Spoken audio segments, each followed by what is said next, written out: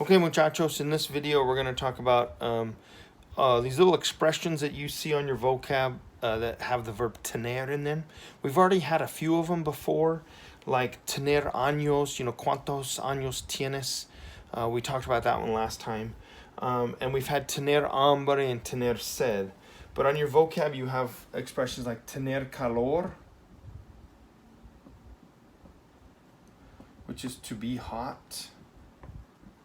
That is temperature, not necessarily a degree of good lookingness. Okay.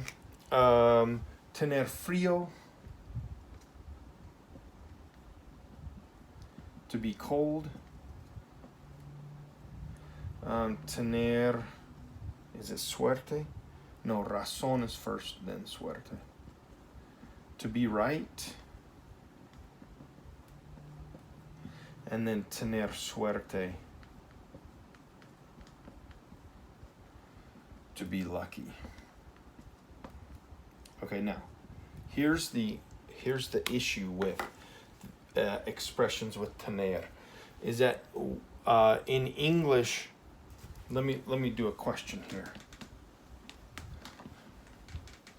Let's say somebody's over there shivering, and we say, "Are you cold?" And so we would say, ¿Tienes frío? Or let's say somebody asks you that. It's a cold day out, and they're like, "Oh, ¿tienes frío?" And they just ask you, "Are you cold?" So in your mind, you'd think of this. You'd say, "Oh, they just asked me the question, are you cold?" Okay? And then you would say, "Well, how do I respond to that?" "Yes, I am cold."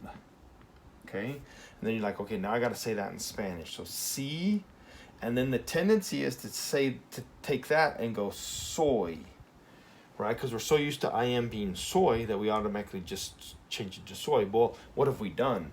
We've changed the verb in the question to a different verb, and so now we're not giving the answer that they're expecting, right? So we have to stay true to that. So even though we're trying, in English we'd say I am, we have to use tener, which would be, the yo form would be tengo, and then we say frío.